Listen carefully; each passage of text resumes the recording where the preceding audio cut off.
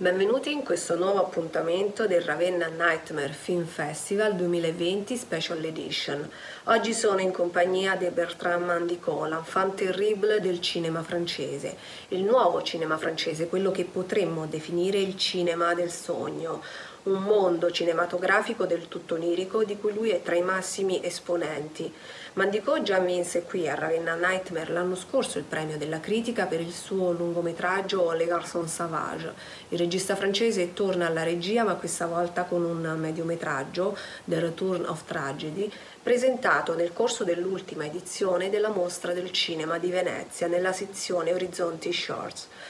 Potremmo definire The Return of Tragedy un delizioso delirio surreale, una sorta di omaggio al cinema underground anni 80 americano, nello specifico quello newyorkese, ma anche un tributo alle opere di registi come Kenneth Anger o anche Rainer Werner Fassbinder. Ci sono autori che si addentrano in territori sconosciuti, inesplorati, con il rischio anche di smarrirsi o forse semplicemente rincorrono proprio l'idea di perdersi. Ce ne sono altri che invece preferiscono muoversi in territori già noti, cercando nuovi angoli di visione. Ecco, si muovono su spazi paralleli in un mondo onirico del tutto personale, ridefinendolo, riplasmandolo e dando vita e corpo al sogno. A mio avviso Bertrand Mandico appartiene proprio a questa seconda categoria che riesce a far emergere dall'oscurità del buio su stratificazioni visive e letterarie una nuova creatura originale, bellissima e fantastica. Bonjour Maria-Angela, je vais tenter de répondre à vos questions. Donc je suis chez moi avec ma caméra qui est sur mon ordinateur. Comme vous voyez, c'est une caméra un tout petit peu défaillante, mais je pense que les problèmes de ma caméra pourront vous amuser et amener peut-être quelque chose d'un petit peu moins clinique dans l'image, parce qu'habituellement je trouve que les caméras vidéo sont toujours un peu froides et tristes. Donc voilà, celle-ci est plus diffuse, plus éclatée, peut-être à l'image de mon cinéma. The Return of Tragedy è un'opera che guarda il cinema di genere anni 80, sia dal punto di vista estetico che da quello prettamente narrativo. Come nasce l'idea di questa tua ultima opera? The Return of Tragedy est un film qui s'inscrit dans une collection de films que nous avons entrepris avec Elina Levinson, 21 films en 21 ans. On essaye depuis 10 ans de créer comme ça un film par an. Ce sont des films qui travaillent sur la question de l'actrice et du cinéaste, du regard que du cinéaste peut porter sur une actrice, le rapport au corps et au vieillissement de l'actrice et du cinéaste, et puis l'idée de fiction débridée. Alors, on a eu l'opportunité de tourner aux États-Unis, on était invité à New York, et on s'est dit, tiens, pourquoi pas faire ce film à New York et en particulier à Brooklyn. Et on a travaillé avec un groupe d'amis, de connaissances, directs ou indirects, beaucoup d'acteurs issus de la veine underground new-yorkaise, ou de théâtre d'avant-garde, ou de cinéma d'avant-garde. Des gens aussi qui ont travaillé avec Al Hartley, on a été aidés par Al Hartley. Voilà, et c'est comme ça qu'on a construit la production. Moi, je me suis amusé à imaginer un récit assez dense, en tout cas dans l'écriture et dans le texte, avec l'idée de répétition et de boucle, quoi. J'avais en tête l'exercice de style de Queneau, qui est une pièce de théâtre qui m'avait marqué quand j'étais enfant, où c'est toujours la même situation répétée comme ça, de façon avec des variations en fonction du narrateur. Et l'idée de boucle me plaisait beaucoup. J'avais aussi en tête un film comme Je t'aime de René. Enfin, cette idée de film mental où la boucle est complètement évolutive et travaillée sur une situation absurde. Il y a aussi une référence à la série télé policière, avec ces personnages qui débarquent toujours de la même façon. Donc il y avait à la fois une idée de créer un film mental expérimental et en même temps quelque chose qui joue avec les archétypes de la série télé e du film policier. Sembra quasi di tuffarsi tra visioni oniriche e surreali, dove confluiscono diverse stratificazioni filmiche e narrative. Quali sono i modelli che hanno nutrito il tuo immaginario per partorire questo mediometraggio? J'ai beaucoup pensé à Frank Henenlotter, et Frankenhooker, qui est un film que j'aime beaucoup. On appelle ça les films de la 42e avenue, je crois. C'est des films tournés avec peu de moyens, des films de genre assez extravagants. Et c'est vraiment à ce cinéaste que je pensais, entre autres, quand j'ai entrepris de faire The Return of Tragedy. Je pensais aussi à Maniac Cop de Lustig, autre film de genre, et également à toute la scène underground, comme les frères Cuchard, Jack Smith, enfin, vraiment des cinéastes typiquement new-yorkais, où il y a un rapport au grotesque, à l'extravagance. On peut penser à John Waters aussi, hein, dans un autre genre. Et donc voilà, cette idée de grand guignol, d'absurde, de gore, était vraiment présente dans l'écriture du film. Je pensais aussi à un autre film de Robert Aldrich qui s'appelle Bande de flics, voilà, avec des flics un peu potaches, un peu idiots. Ce sont toutes les références qui ont nourri à l'origine ce film auquel je pensais pendant que je tournais. Ci si muove tra atmosfere linciane ma anche cronenberghiane, con un occhio rivolto a Burroughs e l'altro al cinema underground. Mi vengono in mente i nomi di Lydia Lunch, Nick Zedd, Richard Kern. Dall'altro mi viene in mente anche Kenneth Anger, giusto? Alors là, oui, les références sont évoquées, Burroughs, Lynch, euh, les années 80. Oui, c'est un film qui sent, je pense, les années 80. Voilà, j'ai tourné en pellicule, comme d'habitude, en Super 16, mais j'ai gardé vraiment l'aspect brut et également une image un peu outrancière, avec des couleurs un peu saturées, qui peut évoquer les années 80. J'avais en tête un truc qu'avait dit Cronenberg. Je crois que c'était au moment où il a fait Faux Semblant. Cronenberg disait qu'il aurait rêvé qu'il y ait des défilés de Miss, mais qui soient dédiés l'intérieur du corps humain. Qu'on puisse se faire imaginer des défilés comme ça où on puisse élire Miss Intestin, Miss Estomac, etc. Parce qu'il disait que les organes, l'intérieur du corps pouvait être très beau et il ne voyait pas pourquoi on ne pouvait pas également couronner la beauté des organes.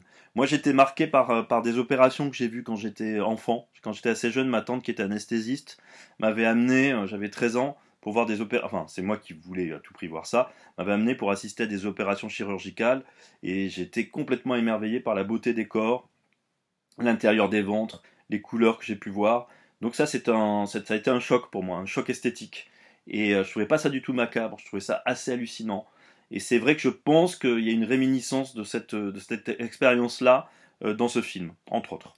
La colonna sonora, come sempre nei tuoi film, è fondamentale e caratterizzante. In Les Garçons Sauvages, tra gli altri, c'erano Offenbach e i brani di Nina Hagen. Qui invece, tra i brani e le sonorità, le musiche scelte da Pierre Desprats, ci sono dei rimandi inevitabili a Giorgio Moroder. Volevo chiederti appunto che ruolo svolge di fatto la musica e il sonoro nel tuo cinema. Bah, à chaque fois que je fais des films, je recrée complètement la bande son. Je jette le son témoin et ensuite je rajoute enfin, je crée toute la bande son. Là, j'enregistre les acteurs. Là, ce n'était pas le cas. C'est la première fois où j'ai conservé, pour des raisons pratiques, les voix des acteurs, le son originel. Et je suis allé rajouter des sons additionnels, plus des musiques, forcément, pour créer cette atmosphère sonore extrêmement saturée, qui pour moi à la fois est totalement urbaine, renforce l'idée de la boucle, l'idée de la pop musique aussi, et l'idée d'une radio comme ça qu'on serait toujours en train de trafiquer, qui passerait d'une fréquence à l'autre, et pour avoir ce flux musical, alors avec une couleur très 80 en effet. Il y a des musiques d'emprunt, il y a des musiques que Pierre Desprats m'a données. Ce sont des musiques que je n'avais pas retenues pour Les Garçons Sauvages ou pour Ultra Pulp, donc des musiques refusées en quelque sorte.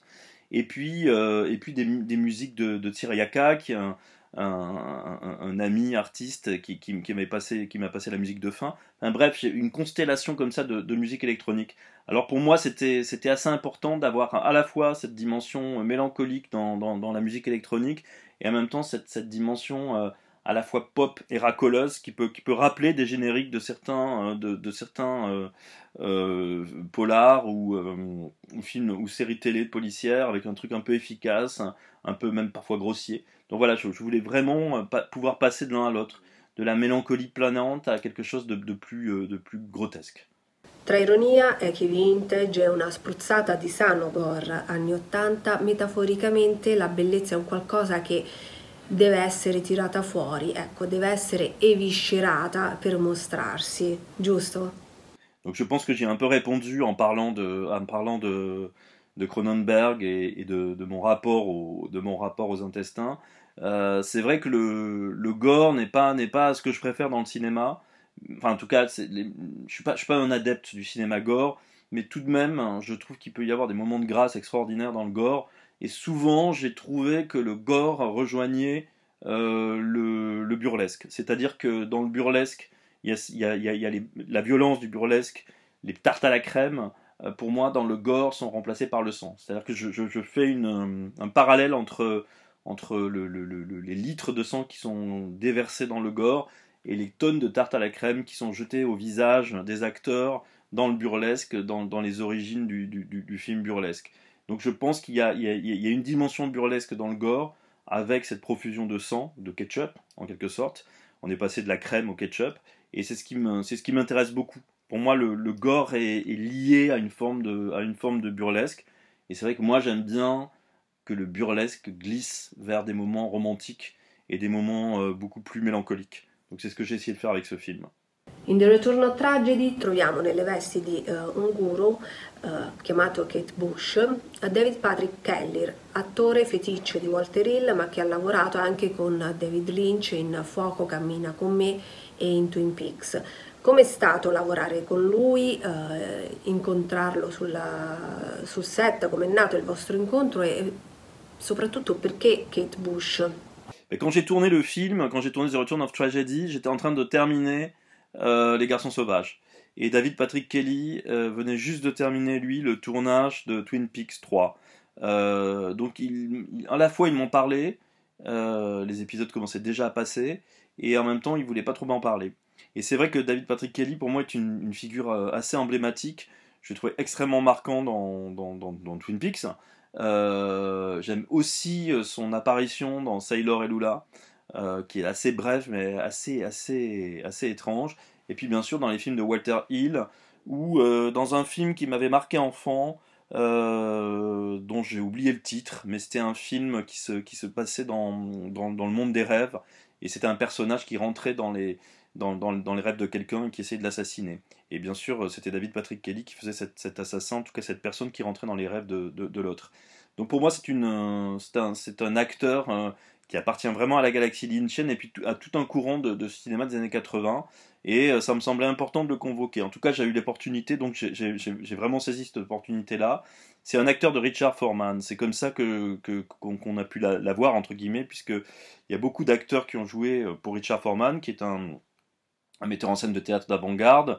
Elina Levinson a travaillé avec Richard Foreman. Juliana, qui est la compagne de David Patrick Kelly et actrice, a également joué pour Foreman. Bref, il y avait une petite galaxie Foreman autour de ce film. Et d'ailleurs, Richard Foreman devait apparaître, malheureusement il était souffrant, dans le film. Et David Patrick Kelly, ce qui m'a frappé, en dehors de son grand professionnalisme et de son talent, c'est à quel point sa voix m'évoquait la voix de William Burroughs. Je trouvais que quand je l'écoutais comme ça, parler en gourou Kate Bush, il y avait des intonations qui me rappelaient Burroughs. Et je me suis dit que Kelly aurait pu jouer un William Burroughs. En tout cas, ça serait vraiment un acteur prodigieux pour ça. Stai lavorando ad un nuovo lungometraggio che tutti aspettiamo con ansia, Paradis Salé. Puoi dirci qualcosa in proposito, qualche piccola anticipazione? Alors oui, je suis en train de terminer un long métrage que je viens de tourner, qui s'appelle After Blue, Paradisal. Il a 2 titres. Peut-être qu'il conservera ce double titre. C'est un film d'anticipation. C'est une sorte de film d'heroic fantasy qui se passe sur une autre planète. C'est une utopie avec des communautés féminines. Voilà, c'est un récit où il est question de vengeance ou de non-vengeance. ça parle des rapports mère-fille, hein, ça parle aussi des morts, ça parle de plein de choses, mais je suis très mal à l'aise pour parler des films qui ne sont pas encore visibles. Donc je vous invite à voir le film quand il sera terminé, c'est-à-dire bientôt, j'espère. Et comme ça, on pourra en discuter. Voilà. Eh bien, j'espère avoir bien répondu aux questions. En tout cas, que ce que j'ai dit est assez clair, que cette vidéo n'est pas trop chaotique ou trop bizarre. Je vous souhaite un bon festival et à bientôt.